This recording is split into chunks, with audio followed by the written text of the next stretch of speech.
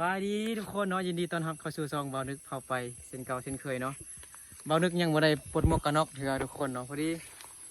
เฮาตามหาสาวไม่ห่างหน่อย17 ปีเนาะพอดีเห็นอันน้องอิงกำลังเสียหญ้ามันต้นอยู่ทุกคนเนาะ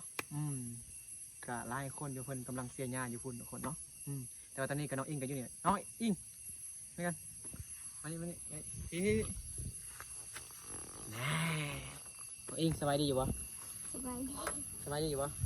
สบายดีเจ็บบ่ใครตีโอ้ยเงี้ยงแหละโอ้ยมันเดี๋ยวให้น้องอิงเอาหมวก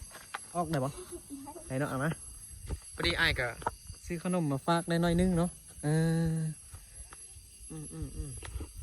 น้องอิงอ๋อน้องอิงโอ้สบายดีเติมเธอนึงเนาะโดยสบายดีโอ้มันแห้งเนาะเสียหญ้ามันต้นเหมือนบ่จักคนนะโอ้บ่นึกอันเห็นอยู่พูดทุกคนเนาะโอ้เฮา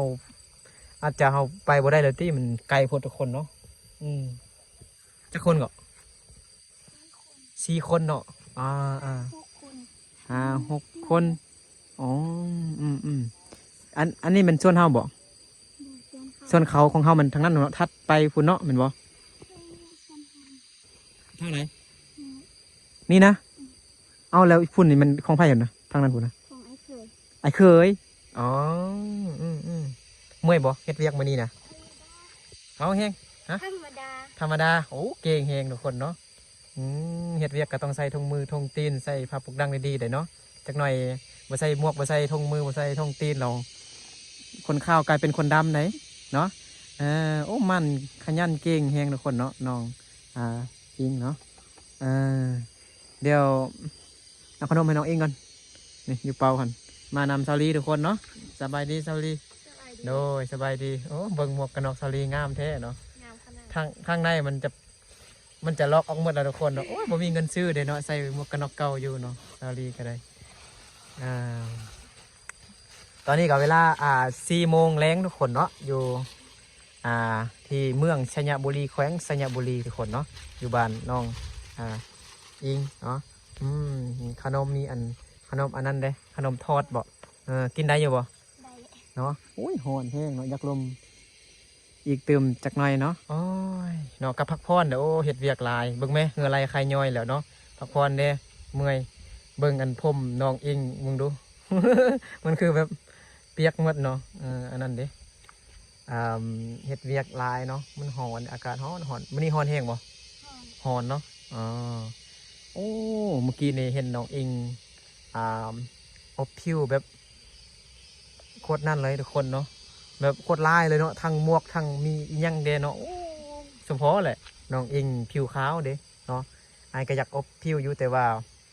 บ่ไหวดอกไอ้นะครับมันหอนเหมือนมันเอานะไอ้ห้ามบ่ได้ต้องบางทีแก้เสื้อพุ่นนะไปเฮ็ดเวียกนะมื้อช่วยเนี่ยพากันเฮ็ดยังกิน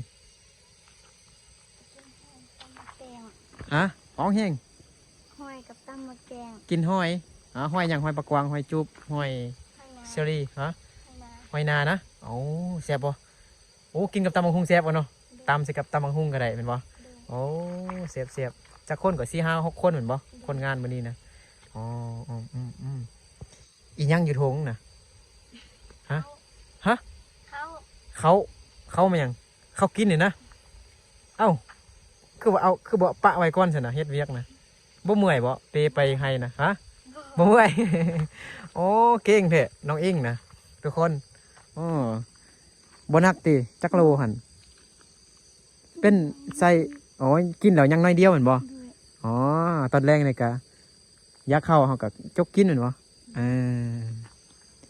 สิแล้วแหละบ่มื้อนี้มันให้เฮ็ดให้ของน้องอิงเหมือนบ่เสียหญ้าของน้องอิงหรือว่าของเขาของไอ้เคยของไอ้เคยเนาะอ๋อแล้วมื้อใดจึงเฮ็ดของน้องอิงไปเสียหญ้ามันต้นนะมื้ออื่นมื้ออื่นโอ้อ้ายก็อยู่ไกลเนาะ50 กว่าลักทุกคนโอ้บ่ได้มาช่วยเราติเนาะมื้อนี้ก็บ่ได้บอกน้องอิงเนาะบ่ได้บอกน้องอิงบ่ได้แชทบ่ได้โทรหาน้องอิงเพราะว่าน้องอิงก็ยังบ่ได้ไปซ่อมโทรศัพท์เทื่อโทรศัพท์น้องอิงกับโปรดทุกคนเนาะก็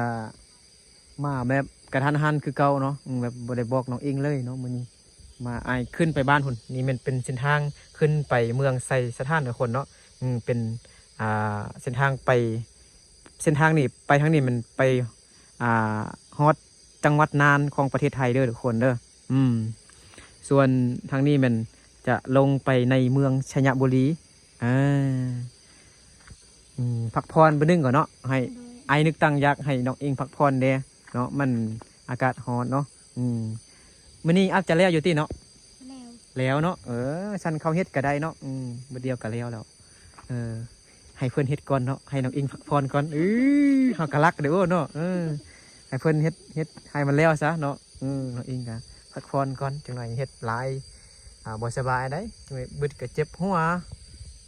เจ็บหัวเป็นไข้เป็นอันนั้นได้เห็นว่าอากาศร้อนแฮงทุกคนเนาะมื้อนี้ก็ฝนบ่ตกทุกคนเนาะแดดร้อนแต่เช้าๆเนาะอ้ายก็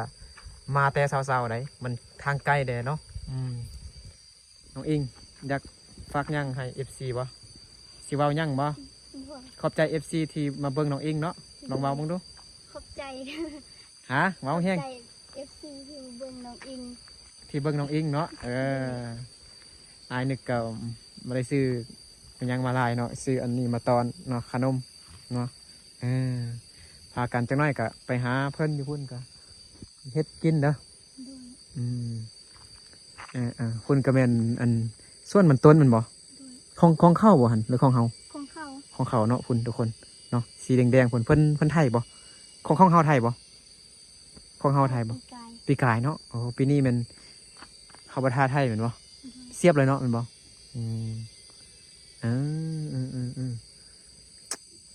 นี่พี่น้องเนาะอยู่แคมทางทุกคนเนาะทางอันนี้ก็เป็นทางลัดย่างแหละเนาะตั้งแต่ตัวเมืองชัยยะมาขึ้นมาหมู่บ้านของน้องอิงกับเป็นปูย่างเป็นที่เห็บห้อยแล้วเนาะโอเค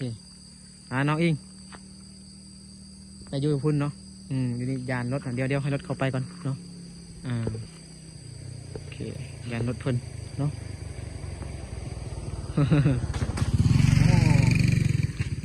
รถจักรทุกคนเนาะโดนเห็นเทื่อนึงเนาะเพราะว่ามันเป็นทางไกลเด้เนาะมันเป็นทางแบบโมเมนเส้นทางที่รถเที่ยวไล่นะเป็นทางขึ้นไปดอยทุกคนเนาะน้องเองพักผ่อนเช้าเมื่อยดีแล้วปะอ้าวเตรียมพร้อมแล้ววันนี้เนาะไปเสียยามันต้นเป็นปะหรือว่าเขาเฮ็ดแล้วที่เนาะบ่จักเนาะบ่จักแล้วเนาะบางทีเขาเฮ็ดแล้วเนาะเขาพักผ่อนดีใจเนาะเย็นดีโชคดีเนาะที่ได้เห็นไอ้นึกเนาะไอ้นึกให้พักผ่อนเด้คันไอ้นึกบ่มาหาเนี่ยคือน้องเองได้เฮ็ดเวียกหลายได้เสียหญ้าแบบโดนเนาะได้พักผ่อนเนาะน้องเองคือแบบเก่งทุกคนเนาะอายุแค่17 ปีเลยสาวไม่ห่างหน่อยก็ทุกคนบ้านน้องเองอยู่บ้านห้วยสะแงมเนาะเมืองชัยบุรีแขวงชัยบุรีทางลาวเหนือเนาะงามเนาะก็เป็นสาวไม่ห่างที่แบบอายุที่น้อยที่สุดทุกคนเนาะน้อยที่สุดแบบเขาก็บ่เคยนั่นบ่เคยเจอเนาะเอาไปเสียหญ้าเขาวันนี้เมื่อกี้มันให้ทายน้องอิงอยู่นี่แล้ววันนี้มันแดดนะเราให้น้องอิงมาอยู่บนโฮมเลยเนาะ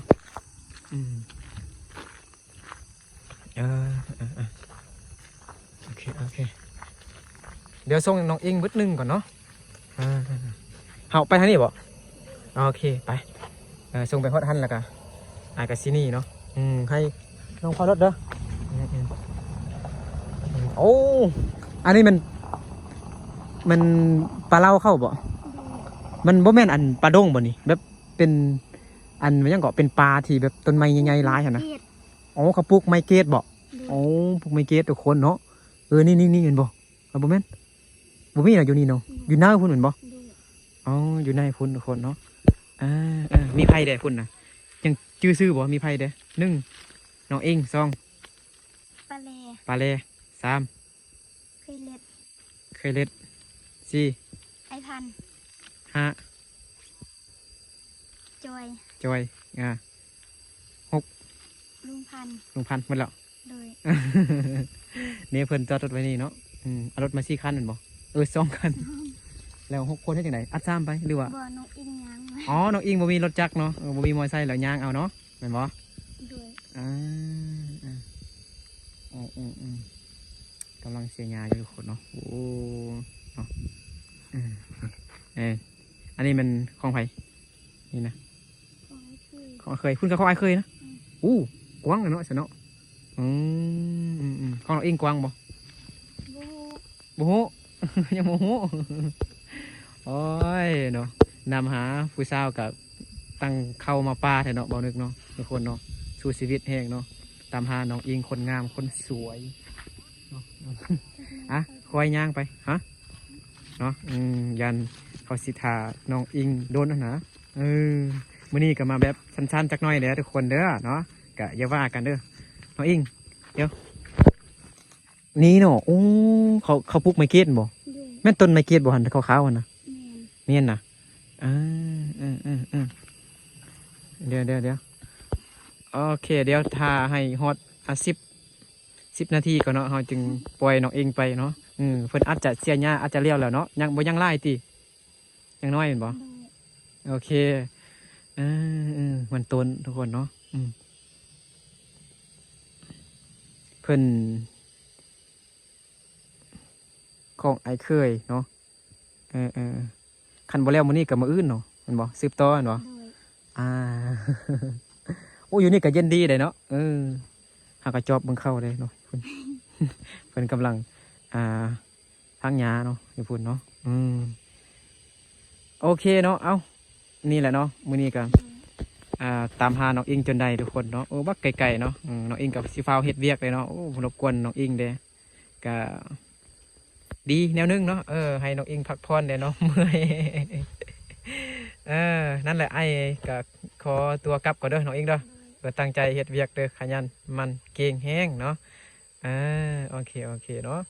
โอเคขอบใจทุกคนเนาะที่เข้ามาเบิ่งคลิปเบานึกแต่ต้นจนจบเนาะถ้าใครเกิดมาคลิปนี้ฝากกดไลค์กดแชร์กดติดตามเนาะที่สำคัญก็อย่าลืมกดกระดิ่งเด้อเผื่อบ่พลาดคลิปใหม่ๆของน้องอิงแม่นวะคันใดทายแต่น้องอิงก็สิเบิ่งแต่น้องอิงนี่แหละเนาะโอเคทุกคนเนาะบายบายน้องอิงบายบายกลับก่อนเด้อ